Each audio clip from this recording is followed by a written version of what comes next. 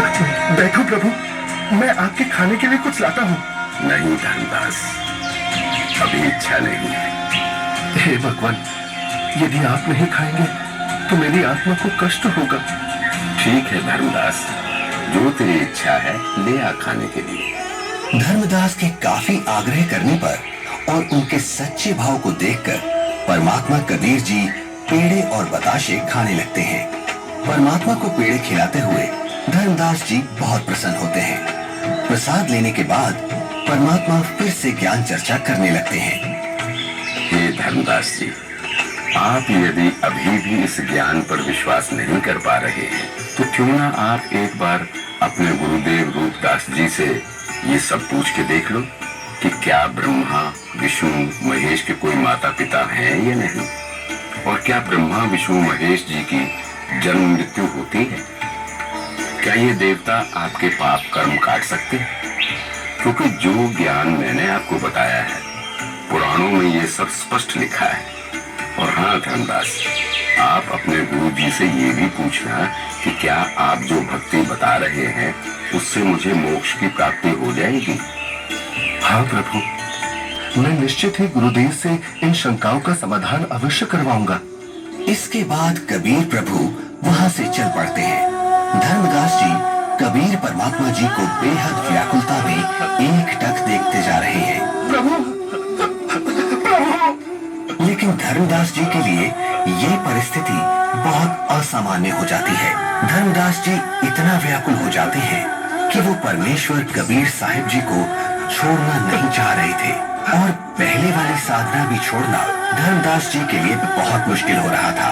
कबीर प्रभु के जाने के बाद धर्मदास अपनी शंकाओं के समाधान के लिए अपने गुरु रूपदास जी के आश्रम की तरफ निकल पड़ते हैं।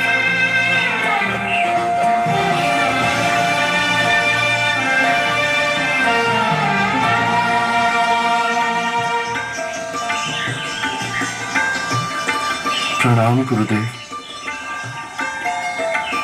आशीर्वाद है भक्त, आओ बैठो। क्या बात है धर्मदास, बहुत व्याकुल दिख रहे हो। और आप तो तीर्थ यात्रा पर गए थे ना? गुरुदेव, मेरे मन में कुछ शंका है, कृपया उनका समाधान कीजिए। कहो धर्मदास, क्या शंका है आपकी? हे गुरुदेव, सृष्टि का रचयिता कौन है? क्या भगवान विष्णु से ऊपर भी कोई प्रभु है? वो कहाँ रहता है? उसका क्या नाम है? उसकी पूजा की विधि क्या है? और गुरुदेव, क्या आपने जो भक्ति साधना मुझे बताई है, क्या उससे मेरा मोक्ष हो जाएगा? हे धर्मदास, आज तुम ये क्या बोल रहे हो? ऐसा ज्ञान तुम्हें किसने सिखा दिया? तुम लक्ष्मी नारायण की भक्ति करो, ठाकुर जी की सेवा करो और राम कृष्ण जी का जाप करते हुए प्रतिमा पूजा करो, जिससे तुम्हारी मुक्ति हो जाएगी। तुम यात्रा पर जाओ, जगन्नाथ के दर्शन करो, गोमती गोदावरी इन नदियों में स्नान करो, काशी जाओ, तीर्थ नहाओ, उससे ज्यादा पुण्य होता है और स्वर्ग की प्राप्ति होती है बच्चा। भगवान तो निराकार है, वो ज्योत स्वरूपी निरंजन है जो शून्य में रहता है। हे गुरुदेव, यहाँ मैं एक बात पूछना चाहूंगा, आप क्रोधित ना होना गुरुवर। हे गुरुदेव, जो ज्योत निरंजन आप बता रहे हैं वो तो प्रतिदिन 1 लाख मानव खाता है और 1.25 लाख उत्पन्न करता है। गुरुदेव, मुझे जीव भक्षक नहीं, जीवों की रक्षा करने वाला भगवान कौन है वो बताइए। ये ज्योति निरंजन ब्रह्म तो जीवों को खाता है। और गुरुदेव, ऐसा तो आप भी मानते हैं कि एक दिन वैकुंठ समेत तीनों लोक भी नष्ट होंगे, यानी स्वर्ग भी नष्ट होगा। फिर मुझे वहां की भक्ति क्यों बता रहे हो? गुरुदेव, मुझे उस अविनाशी स्थान के बारे में बताओ जिसका जिक्र गीता अध्याय 18 श्लोक 62 में किया है कि हे अर्जुन, तू सर्व भाव से उस परमेश्वर की शरण में जा, उसकी कृपा से ही तू परम शांति को और सनातन परम धाम शाश्वतम स्थानम अविनाशी लोक को प्राप्त होगा। इस प्रकार धर्मदास जी जिंदा बाबा रूप में मिले परमेश्वर कबीर जी से सुनी सृष्टि रचना के आधार पर काफी तर्क रखते हैं, जिसके पश्चात गुरु रूपदास जी कहते हैं, बेटा धर्मदास, जो ज्ञान मेरे पास था वो सब मैंने आपको बता दिया है। इससे आगे का मुझे कोई ज्ञान नहीं है। जो महात्मा आपको मिले हैं वो अवश्य ही कोई पहुंचे हुए महापुरुष हैं। हे गुरुदेव, मुझसे कोई गलती हुई हो तो माफ करना, किंतु जिसने मुझे ये तत्व ज्ञान बताया है, अब मैं उन्हीं के चरणों में जाऊंगा। आज के बाद वही मेरे सद्गुरु होंगे। ठीक है धर्मदास, आप उनको अपना सद्गुरु बनाओ और उनके अनुसार बताई साधना कर लो। इसके बाद धर्मदास जी गुरु रूपदास जी को प्रणाम करके वहां से अपने घर की तरफ निकल पड़ते हैं।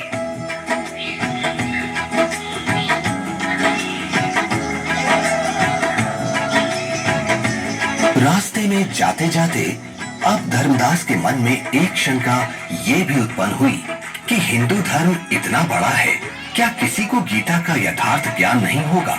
अवश्य कोई ना कोई साधु महात्मा मंडलेश्वर गीता में कहे उस परमेश्वर परम अक्षर ब्रह्म के विषय में जानता होगा। इसके बाद धर्मदास कई प्रसिद्ध हिंदू संतों से मिलते हैं। सबको पहले 1 रुपया दान देते हैं, ताकि संत मेरे को अपने दिल की बात गुप्त रहस्य बताएगा, क्योंकि जो भक्त अधिक दक्षिणा देता था तो संत उससे अधिक स्नेह से बात करते थे। उस समय 1 चांदी का रुपया आज के 10,000 रुपए के लगभग कीमत का होता था। सबसे पहले धर्मदास जी एक वैष्णव महामंडलेश्वर श्री ज्ञानानंद जी के पास जाते हैं, जिनका बहुत अधिक बोलबाला था। हे संत जी, क्या श्री ब्रह्मा जी, श्री विष्णु जी और श्री शिव जी के कोई माता पिता हैं? बच्चा, इनका कोई जन्म मरण नहीं होता, इसलिए माता पिता का तो सवाल ही नहीं उठता। इतना सुनकर धर्मदास जी वहां से चल पड़ते हैं।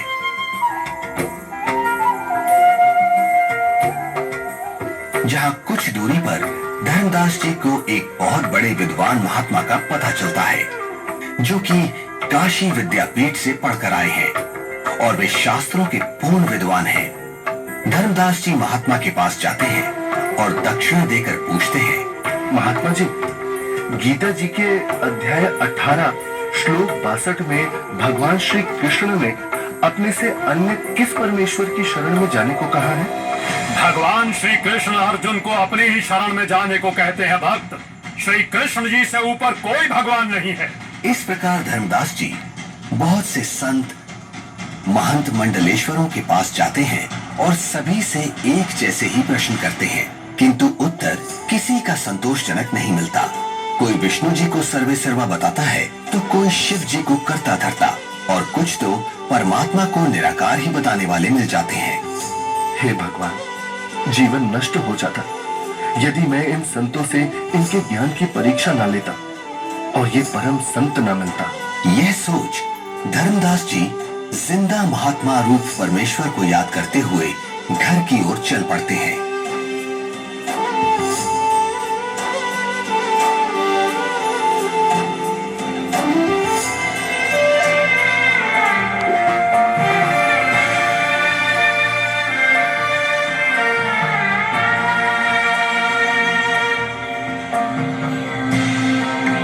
जहां मार्ग में एक नदी आती है, जिसके किनारे वृक्ष के नीचे एक हिंदू संत विराजमान दिखाई देते हैं, जिनके पास 4-5 व्यक्ति भी बैठे हैं। धर्मदास जी भी विश्राम करने के उद्देश्य से संत के पास कुछ दूरी पर वृक्ष के नीचे छाया में दूर से ही राम राम करके बैठ जाते हैं।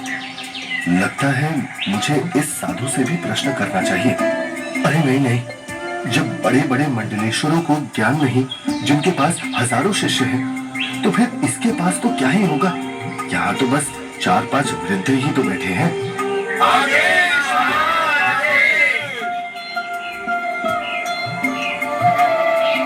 हे धर्मदास, हिंदू मंडलेश्वरों ने बता दिया वो परमेश्वर कौन है।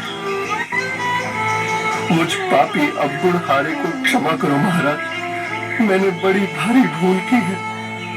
आपने सृष्टि रचना का ज्ञान जो बताया है, उसके सामने सभी संतों का ज्ञान ऐसा है जैसे सूरज के सामने दीपक। धर्मदास, तेरे मन में अन्य संतों से ज्ञान जानने की प्रेरणा मैंने ही की थी। यदि आप इन सब के अज्ञान से परिचित नहीं होते तो फिर भी मेरे ऊपर विश्वास नहीं करते, सोचते रहते कि और संतों के पास भी जाना चाहिए। ये कैसे हो सकता है कि मुसलमान को ज्ञान है, हिंदुओं को नहीं? अब तुम पूर्ण विश्वास करोगे, इसलिए पूर्ण लाभ मिलेगा। मेरे को एक अन्य संत मिला, उसने भी यही आप वाला ज्ञान बताया था। मुझे लगता है वो आप ही हो। आपने रूप बदल रखा है। हे धर्मदास, मैं उनका शिष्य हूँ, वे मेरे गुरु हैं, वे काशी में रहते हैं। यहाँ धर्मदास व जिंदा रूपी परमात्मा की बहुत ज्ञान चर्चा हुई, जिसके बाद मैं अब सतगुरु के दर्शन करने जा रहा हूँ, आज्ञा दो। मुझे सतलोक के दर्शन करा दो, बिना देखे मुझे शांति नहीं होगी। हे धर्मदास, आपको गुरु जी से दीक्षा दिला दूंगा, फिर भक्ति करना। हे जिंदा, आप ही सब कुछ हो, अपने आप को छुपा रहे हो। मुझे सतलोक दिखाओ ताकि मेरी आंख पर कुछ संतोष हो। धर्मदास, नाम लेकर भक्ति करो। जब शरीर छोड़कर जाओगे तो आप वहां सतलोक देखना। हठ क्यों कर रहे हो? मैं कितना दुष्ट हूँ कि मैंने परमात्मा पर विश्वास नहीं किया, और पता नहीं वो फिर दोबारा दर्शन देंगे या नहीं। रोते रोते धर्मदास जी अपने घर पहुंच जाते हैं।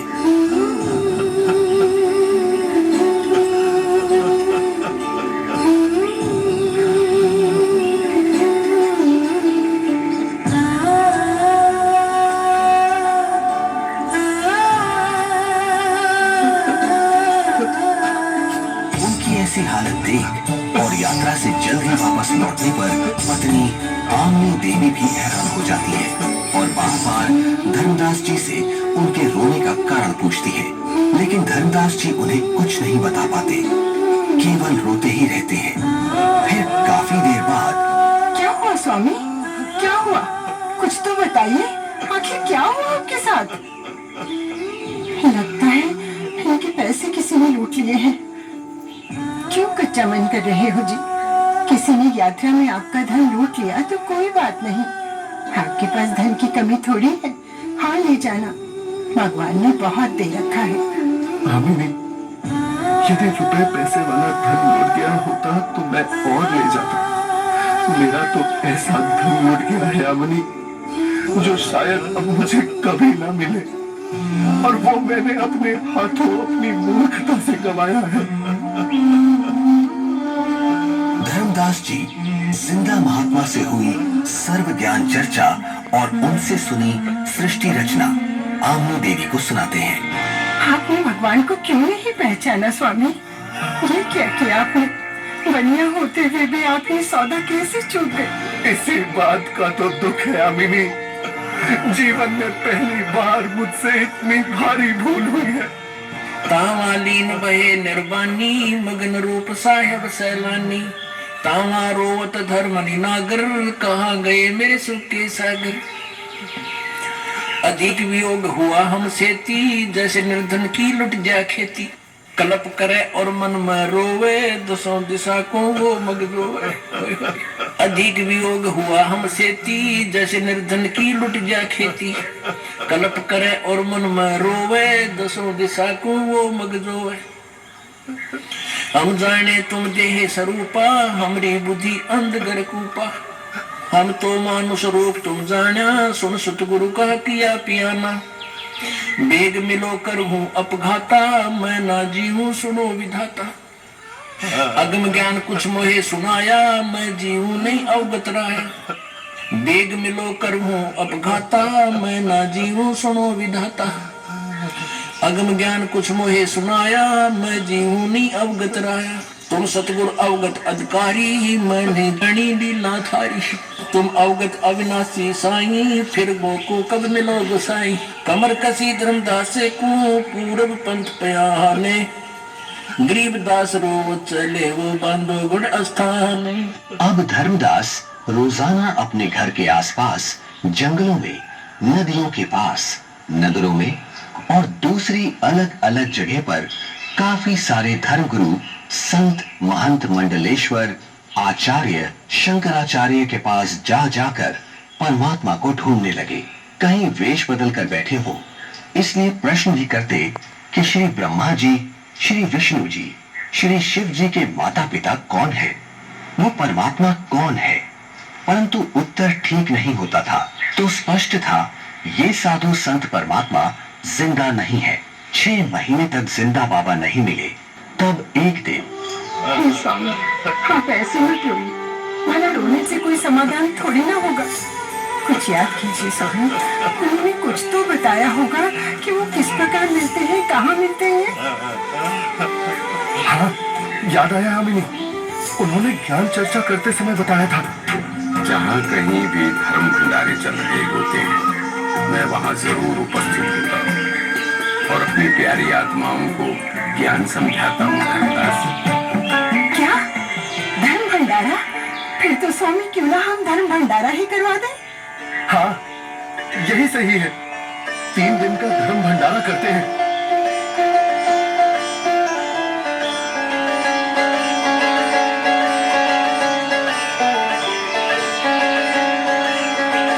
भंडारे का आयोजन शुरू हो जाता है।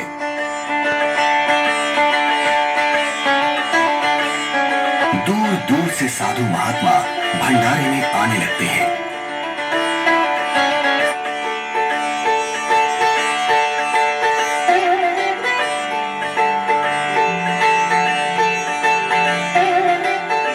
धर्मदास जी भंडारे में हर तरफ घूम घूम कर प्रत्येक संत महात्मा को बड़े ही ध्यान से देखते हैं, किंतु परमेश्वर कहीं भी उनको दिखाई नहीं देते।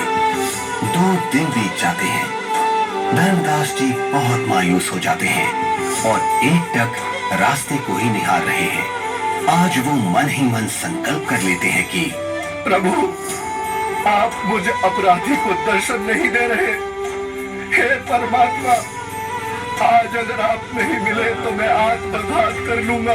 तभी अचानक धर्मदास जी की नजर कुछ ही दूरी पर एक कदम के वृक्ष के नीचे जाती है, जहाँ वही पूर्ण परमात्मा कबीर परमेश्वर जी उसी जिंदा महात्मा के रूप में विराजमान होते हैं, जिन्हें देखकर तो धर्मदास जी की खुशी का ठिकाना ही नहीं है। धर्मदास परमात्मा की तरफ इस प्रकार दौड़ते हैं जैसे भूखे को भोजन और प्यासे को पानी मिल जाता है। हे परमात्मा, हे भगवान, अब मैं आपको कहीं जाने नहीं दूंगा। मेरी भूल क्षमा करो प्रभु। मैं बस आपकी ही भक्ति करना चाहता हूँ। मैं भविष्य में कोई गलती नहीं करूंगा। हे दीन दयाल, मुझे अज्ञानी को माफ कर दो। मैंने अज्ञानतावश आपको बहुत कटु वचन बोले। मुझे माफ करो परवरदिगार, मुझे माफ करो। जब धर्मदास जी ने अपनी गलती की क्षमा मांगी और कभी ऐसी गलती ना करने का बार बार वचन दिया, तब परमात्मा धर्मदास जी के घर गए।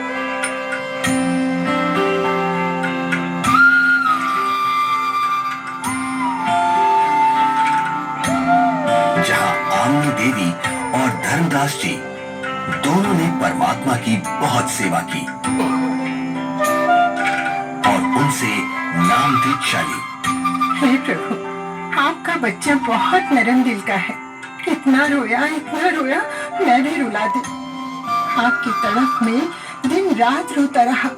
मैं बार बार हिम्मत हौसला दिलाती, परमात्मा अवश्य मिलेंगे। ये रोते हुए कहते, हम अब नहीं मिलेंगे। मैंने उनको बहुत बार परेशान किया अपनी मूर्खता व अज्ञान के कारण। फिर रोने लग जाते। आपने अपने दास को इतना कष्ट नहीं देना था।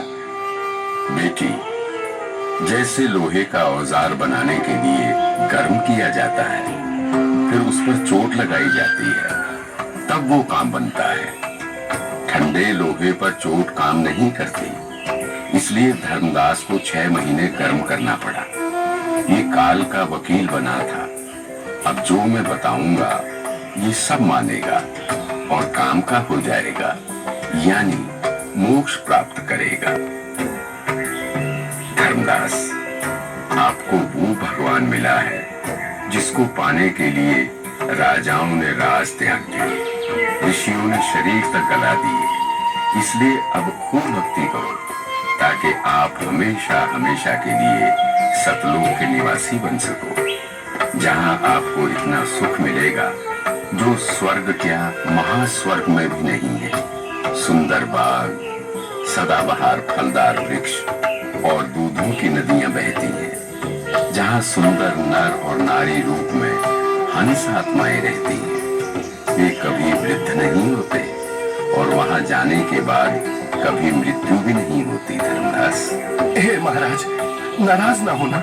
कृपया मुझे वो अमर लोक दिखाने की मेहर करे परवरदिगार, ताकि मेरा विश्वास दृढ़ हो। आप भक्ति करो, जब शरीर त्याग कर जाओगे तो सतलोक को ही प्राप्त करोगे। धर्मदास जी के अधिक आग्रह करने पर कबीर परमेश्वर जिंदा रूप में धर्मदास जी की आत्मा को निकालकर ऊपर सतलोक में ले जाते हैं। सतलोक, जहां दरबार के द्वार पर खड़े द्वारपाल को परमेश्वर ने कहा कि धर्मदास जी को परमात्मा के दर्शन कराओ। जिंदा रूप परमात्मा पीछे से अपने सिंहासन के पास चले गए, जिसके कुछ ही देर बाद देखते ही देखते वहां पर बहुत सारे हंस तथा हंसनी इकट्ठे होकर नाचते गाते हुए धर्मदास जी को परमेश्वर के सिंहासन के पास लेकर जाते हैं, जहां परम अक्षर ब्रह्म कबीर साहिब जी, जिनके एक रोम का प्रकाश करोड़ों सूर्य और करोड़ों चंद्रमा के प्रकाश से भी कई गुना अधिक था, वो एक बहुत ही सुंदर सिंहासन पर विराजमान है। जिंदा रूप में नीचे से गए परमात्मा तख्त पर विराजमान अपने ही दूसरे स्वरूप पर चवर करने लगते हैं, जिसे देख धर्मदास जी सोचते हैं कि जिंदा महात्मा तो परमेश्वर का सेवक है। धर्मदास जी इतना सोच ही रहे थे कि कुछ ही देर में तख्त पर विराजमान परमात्मा खड़े हो जाते हैं और जिंदा महात्मा तख्त पर विराजमान हो जाते हैं तथा तेजोमय परमात्मा जिंदा महात्मा पर चमर करने लगते हैं, जिसे देख धर्मदास जी हैरान हो जाते हैं कि तेजोमय परमात्मा जिंदा महात्मा पर चमर क्यों कर रहे हैं। आखिर ये जिंदा महात्मा है कौन? इतने में तेजोमय शरीर वाले परमात्मा जिंदा महात्मा के शरीर में समा जाते हैं और चमर अपने आप होने लगता है। धर्मदास, मैं ही संपूर्ण सृष्टि का रचयिता हूँ। मेरा ही नाम कबीर देव है। मैं ही चारों युगों में पृथ्वी पर प्रकट होता हूँ। वर्तमान में मैं अपने वास्तविक नाम कबीर नाम से काशी नगर में प्रकट हूँ, जहाँ एक साधारण मनुष्य की भांति लीला कर रहा हूँ और जुलाहे रूप में रहता हूँ। धर्मदास, काल जाल में फंसे अपने बच्चों को भक्ति का धनी बनाकर उनके इस वास्तविक घर सतलोक में वापस लाने के लिए वहां प्रकट हुआ हूँ। हे सर्व सृष्टि रचनहार, मैं बहुत दुष्ट हूँ। मैंने आपको कितना दुखी किया, कितना अपमानित किया। मुझे माफ कर दो परवरदिगार, मैं बहुत नीच हूँ, माफ कर दो मुझे। हे परमात्मा, आपने ये इतना प्रकाशमान रूप पृथ्वी पर क्यों नहीं प्रकट किया? क्यों छुपा रखा है? हे धर्मदास, यदि इसी रूप में नीचे जाऊं तो किसी की भी आंखें इस प्रकाश को सहन नहीं कर सकती। दूसरी बात, काल ब्रह्म यानी ज्योति निरंजन का डर के मारे हाल बेहाल हो जाएगा। इसलिए काल के लोक में गुप्त रहकर जीवों को ज्ञान सुनाता हूँ, उनका कल्याण करता हूँ। धर्मदास, अब आप नीचे जाकर खूब भक्ति करो और वहां काल जाल में फंसे अपने सभी भाई बहनों को भी समझाओ। सत्य का गवाह बनो कि ये काशीवासी जुलाहा सर्व सृष्टि रचनहार है, सबका धारण पोषण करने वाला है। परम अक्षर ब्रह्म यानी सत्य पुरुष अविनाशी परमेश्वर है। यही वास्तव में परमात्मा है। जैसा गीता अध्याय 15 श्लोक 17 में तथा अध्याय 2 श्लोक 17 में लिखा बताया है वह यही है। नहीं नहीं महाराज, मुझे यही रख लो, यही रख लो महाराज, मुझे यही रख लो। हमने बहुत भारी गलती की है, काल के साथ उस मृत लोक में जाकर। ऐसे सुख सागर को छोड़कर अब उस नरक में मुझे नहीं जाना प्रभु, हमें यही रख लो महाराज। धर्मदास जी को रोता देख परमात्मा उनको समझाते हैं और वहीं दूसरी तरफ पृथ्वी पर धर्मदास जी को 3 दिन से अचेत देखकर घर परिवार, गांव, रिश्तेदार, मित्र प्यारे सभी इकट्ठा हो जाते हैं। कोई झाड़ फूंक करा रहा था तो कोई वैद्य से उपचार करा रहा था, किंतु किसी को आशा नहीं रही थी कि धर्मदास जी जिंदा हो जाएंगे। आमिनी देवी का भी रो रो कर बुरा हाल हो जाता है। तब तीसरे दिन परमात्मा ने धर्मदास जी की आत्मा को शरीर में प्रवेश करा दिया। धर्मदास जी अपने चारों ओर खड़े रिश्तेदारों को और पत्नी आमिनी देवी को रोता देख आश्चर्यचकित हो जाते हैं। क्या हुआ आप सभी को? आप ऐसे रो क्यों रहे हैं? हे भगवान, तेरा लाख लाख शुक्र है। क्या हुआ है आमिनी, कुछ तो बताओ। स्वामी, आप 3 दिन से अचेत थे, हम सभी को तो लग रहा था आप नहीं बचेंगे। आमिनी, वो जिंदा महात्मा ही सर्व सृष्टि के रचनहार हैं। उनके सामने ब्रह्मा, विष्णु, महेश, दुर्गा, गणेश, क्षर पुरुष, अक्षर पुरुष कुछ भी नहीं है। वही मुझे अपने सतलोक लेकर गए थे। वहां हम सभी के बड़े बड़े महल हैं, दूधों की नदियां, सदाबहार फलदार वृक्ष हैं। वहीं एक बहुत ही विशाल और भव्य सिंहासन पर पूर्ण ब्रह्म कबीर साहिब जी विराजमान हैं, जिनके एक रोमकूप के सामने करोड़ों सूर्य और चंद्रमा भी फीके हैं। सतलोक का वर्णन करते हुए अचानक धर्मदास जी को परमात्मा के काशी में प्रकट होने वाली बात याद आती है, जिसके बाद धर्मदास जी काशी नगर में जाकर कबीर जुलाहे रूप में आए परमात्मा की झोपड़ी का पता करते हैं, जहां असंख्य ब्रह्मांडों के स्वामी कबीर परमेश्वर जी को कपड़ा बुनने का कार्य करते देख धर्मदास जी को बड़ा ही आश्चर्य होता है। हे प्रभु, मुझ अज्ञानी को क्षमा करो प्रभु। मुझे विश्वास नहीं हो रहा था कि आप ही परमात्मा हैं, आप ही परम अक्षर ब्रह्म हैं। इस वेशभूषा में तो आपको कोई भी नहीं पहचान सकता। इसके बाद परमेश्वर कबीर जी ने धर्मदास जी को सतनाम दिया, जिसे पाकर धनी धर्मदास जी बहुत खुश होते हैं। हे प्रभु, बड़ी दया करी आपने, मेरा तो जीवन सफल हो गया। बेटा धर्मदास, अब आप अपने घर जाओ और भक्ति करो, मैं वहीं आऊंगा। जी जरूर आना परमात्मा, वहां मेरी बेटी को भी समझाना और आमिनी को भी सतनाम देना। ठीक है बच्चा, मैं जरूर आऊंगा। हे परमात्मा, आप बहुत दयालु हो, जो आपने हमें शरण में ले लिया। हे प्रभु, आपने हम दोनों को तो शरण में ले लिया, किंतु मेरा इकलौता पुत्र नारायण दास, वो काफी समझाने के बावजूद भी आपके इस सत्य ज्ञान को स्वीकार नहीं कर रहा। बेटा धर्मदास, तेरे बेटे नारायण दास के रूप में काल ने तुम्हारे घर पर अपना दूत भेज रखा है। वो नहीं मानेगा, आप इसको मत देखो, अपनी भक्ति पर ध्यान दो। यह बात सुनकर धर्मदास को बहुत दुख हुआ और विश्वास नहीं हुआ कि मेरा बेटा नारायण दास काल का दूत है। परमात्मा समझ गए कि धर्मदास पुत्र मोह में अपना जीवन नष्ट करेगा। धर्मदास, आप पुत्र को बुलाओ, मैं भी समझाता हूँ। बच्चा है, मान जाए तो। बेटा नारायण दास, आज गुरुजी आए हैं, उनके चरण स्पर्श कर आशीर्वाद ले ले, तेरा भी कल्याण हो जाएगा बेटा। पिताजी, आपके ऊपर इस जुलाहे ने जादू कर दिया है, आपका दिमाग खराब कर दिया है। आपने देवी देवताओं पर पितर पूजा छोड़ दी है। मैं उसकी शक्ल भी नहीं देखना चाहता। बेटा, एक बार चल, फिर ना जाना। धर्मदास जी के अधिक आग्रह करने पर नाराज अवस्था में नारायण दास चल पड़ता है। जाकर थोड़ी दूरी पर कमरे में सतगुरु के सामने बैठ जाता है। परमात्मा समझाने लगते हैं, किंतु नारायण दास कुछ भी समझने को तैयार नहीं होता। बेटा, पूर्ण परमात्मा की भक्ति करो, आपका भी मोक्ष हो जाएगा। मैंने नहीं सुननी आपकी झूठी कहानी।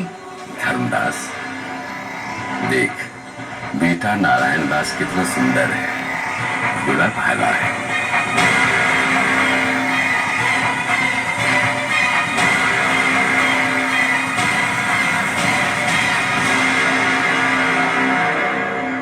बेटा नारायण दास, आप जाओ, आपको जो ठीक लगे करो। काल के रूप देखल के देखली नारायण दास का आंख लाल भेल देखली तो काल के रूप देखल